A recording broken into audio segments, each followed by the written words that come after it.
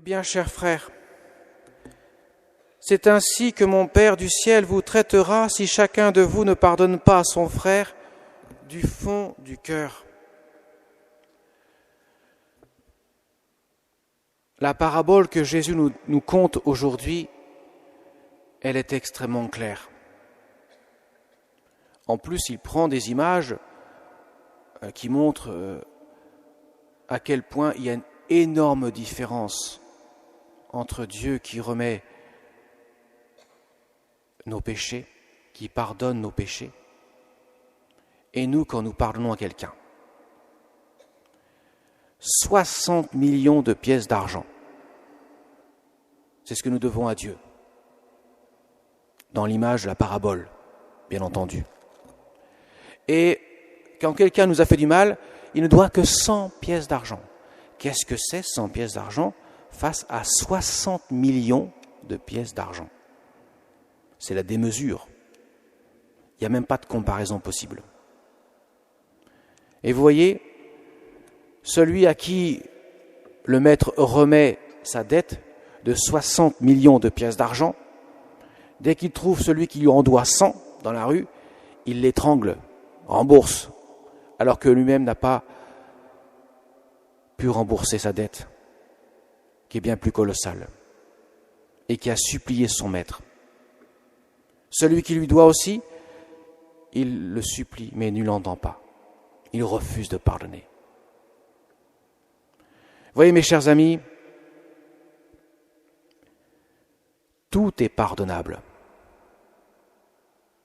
Quand Pierre pose la question « Combien de fois dois-je pardonner ?», Jésus dit non seulement tout le temps, mais aussi quelle que soit la gravité. Non seulement la quantité, mais la gravité du péché. Quelqu'un t'a fait du mal, quel que soit le mal, Jésus me demande de le pardonner. Ça peut paraître dur, surtout lorsque certains ont vécu des choses extrêmement horrifiantes. Mais Jésus peut le dire parce que lui-même a pris tout sur lui, tous nos péchés. Il n'y a pas un seul péché qui n'a été épargné de ce que le Christ a porté sur lui. Tous, y compris même de ceux qui en définitive diront « Seigneur, je ne veux pas aller au ciel, je refuse ton amour miséricordieux ». Jésus n'a même pas voulu, il connaît toutes choses, il aurait pu dire « Je prends les péchés uniquement de ceux qui diront oui à ma miséricorde ». Il a pris tous, sans exception, même ceux qui choisiront la damnation, puisque la damnation est un choix délibéré. Dieu respecte notre liberté. Il ne nous impose pas sa volonté. Mais si nous voulons le suivre, il nous demande de pardonner. On ne peut pas demander à Dieu, Seigneur, pardonne-moi, je veux aller au ciel, etc. Et puis mon frère que je ne peux pas sentir, lui je refuse tout pardon. C'est pas possible. Si je n'ai pas l'audace de pardonner dans mon cœur, au moins dans mon cœur, si je ne peux pas le faire en direct, eh bien, Dieu me dira, ton cœur est tellement étroit, tellement étriqué, que je ne peux rien y mettre. La mesure dont nous nous servons pour les autres sera tout simplement appliquée pour nous. Parce que un cœur qui pardonne, c'est un cœur qui aime, puisque l'amour est déployé dans le pardon, beaucoup plus encore. Et donc, plus nous pardonnons, plus nous ouvrons notre cœur, plus le Seigneur peut le remplir de son amour. Donc, c'est essentiel. Si je ne pardonne pas, je m'enferme, je m'emmure. Et à ce moment-là, Dieu me dit, je ne peux rien pour toi. Voilà pourquoi Jésus insiste beaucoup dessus. Parce que nous touchons le mystère du salut.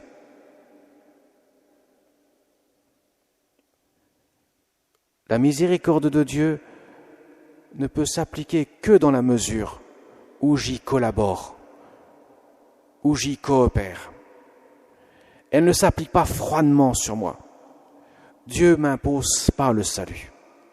D'ailleurs, vous savez tous, nous avons beau être nés dans une famille chrétienne, nous ne naissons pas chrétiens. Nous le devenons par le baptême. Toute notre vie, Dieu nous demande de correspondre au oui de notre baptême, que nos parents nous ont pris l'engagement de nous aider à le dire lorsque nous serons en âge de le faire. Mais c'est chacun d'entre nous qui doit répondre à Dieu. Et cela passe nécessairement par le pardon. Voilà pourquoi Jésus insiste. Et comme personne ne peut dire « Je n'ai pas besoin de pardon », Jésus dit « Tout homme est pécheur ». Il dira même « Celui qui dit qu'il n'a pas de péché est un menteur ». Alors déjà, si je dis « Ah, j'ai pas de péché en moi », je peux me dire au moins « Je suis probablement menteur ». C'est Jésus qui le dit dans l'Évangile. Nous avons tous besoin du pardon de Dieu, sans exception. Nous avons tous besoin de la miséricorde de Dieu. Et elle nous est donnée pour que nous puissions, nous, à notre tour, aussi faire miséricorde. L'amour le plus grand qui soit, en fait, c'est donner. Donner sa vie, aimer en donnant sa vie, et en plus en le donnant à des êtres, pour des êtres en quelque sorte, qui ne méritent pas. C'est ce qu'a fait Jésus sur la croix. Mais il invite aussi ses disciples à faire de même. Ils seront tous martyrs. Les premiers seront martyrs. Même Saint Jean subira un martyr, même s'il ne s'atteindra pas à sa vie, il en subira quand même quelques conséquences. Ils vont apprendre à aimer même des gens qui ne les aiment pas. C'est ça le témoignage du chrétien. Il n'y a rien à faire. Si on ne se supporte pas, si on se regarde en chien de faïence, si on s'évite, on se dit même pas un bonjour, même pas un petit sourire quand on se croise, il y a un problème, il y a un vrai problème.